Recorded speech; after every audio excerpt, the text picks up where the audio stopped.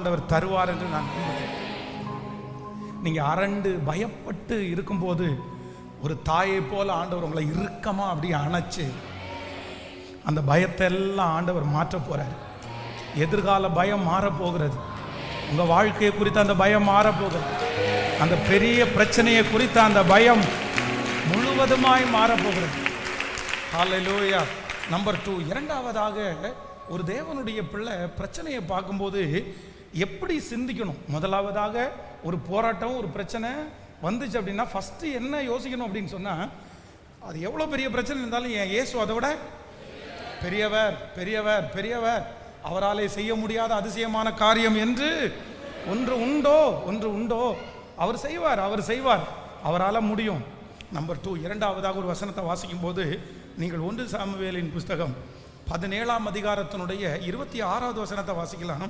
1 Samuel 17ஆம் அதிகாரம் 26வது வசனத்தை வாசிக்கும் போது, அப்பொழுது தாவீது தன் அண்டையிலே நிற்கிறவர்களை பார்த்து, இந்த பெலிஸ்தியனை கொன்று இஸ்ரவேலுக்கு நேரிட்ட நிந்தையை நீக்கிறவர்களுக்கு என்ன செய்யப்படும்? ஜீவனுள்ள தேவனுடைய சேனைகளை நிந்திக்கிறதற்கு விருத்த சேதனம் இல்லாத இந்த பெலிஸ்தியன் எம்மாத்திரம் என்றார். இன்னொரு விஷயம் கூட வாசிக்கலாம். தாவீதுக்கு முன்னாடி ஒரு பெரிய பிரச்சனை, கோலியாத் வந்து நிக்குது.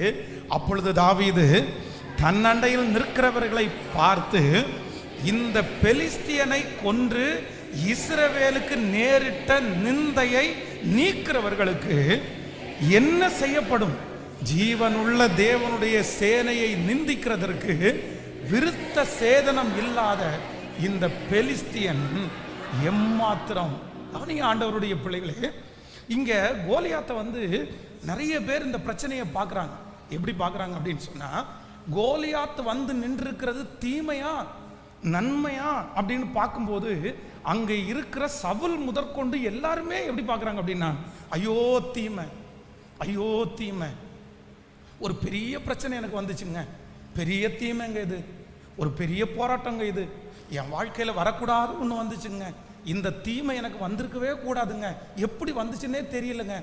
அப்போ அங்கே இருக்கிற மொத்த பேரும் கோலியாத்து வந்து நிற்கிறதை தீமையாய் பார்க்கும்போது, தரிசனம் உள்ள, எதிர்காலத்தின் மேல் ஒரு பெரிய நம்பிக்கை உள்ள, ஆண்டவர் என்ன ஒரு பெரிய காரியத்திற்கு தான் என்னை அழைச்சிருக்கிறாரு, அதுக்கு தான் என்னை வேறு பிரிச்சிருக்கிறாரு அப்படின்னு சொல்ற அந்த தாவீது அந்த கோலியாத்தை பார்க்கும்போது என்ன சொல்றாரு அப்படின்னு சொன்னா, இந்த பெலிஸ்தியனை கொன்று இஸ்ரவேலில் இருக்கிற நிந்தையை நீக்கிறவங்களுக்கு என்னப்பா கிடைக்கும்?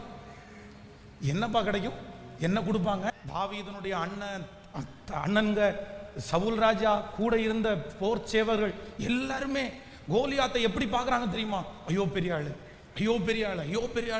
ஐயோ அவன் கையில் வச்சிருக்கிற பிரச்சனை எவ்வளோ பெரிய ஈட்டியை வச்சிருக்கிறான் பாருங்க, அவன் கையில் இருக்கிற கேடகத்தை பிடிச்சிக்கிற ஆளை பாருங்க, தலசீராவா பாருங்க, அந்த ஆளுடைய ஹைட்டை பாருங்க, அந்த ஆளுடைய வெயிட்டை பாருங்க. அங்கே இருந்த அத்தனை பேரும் அந்த பிரச்சனையை பெருசா மனசுக்குள்ள அப்படியே 40 நாட்கள் அதை வளர்த்துட்டாங்க, பெருசா வளர்த்துட்டாங்க. ஆனா தாவீது என்கிற ஒரே ஒரு தேவ மனுஷன் வர்றான். அந்த இடத்துல வந்து என்ன சொல்றான் அப்படின்னு சொன்னா, ஒன்று சிங்கத்தை போல இருப்பான், இல்லைன்னா இவன் என்ன பெரிய ஆளு, இது என்ன பெரிய பிரச்சனை, இது என்ன பெரிய சூழ்நிலை. நான் நம்புறேன் இங்க இருக்கிற நிறைய பேரை கர்த்தர் தைரியப்படுத்துறார். பயமே படாதீங்க, எதை குறிச்சும் பெருசா யோசிக்கவே வேண்டாம். என் கூட இருக்கிற தேவன் பெரியவர். என்னை கொண்டு செய்யாமல் வேறு யாரை கொண்டு செய்ய போகிறார்? உங்களை கொண்டு செய்யாம வேற யாரை கொண்டு செய்ய போகிறார்?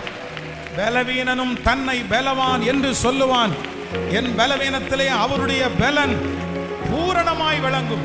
என்னை பலப்படுத்துகிற கிறிஸ்துவினால் எல்லாவற்றையும் செய்ய எனக்கு பலன் உண்டு. என் பலனாகிய கன்மலை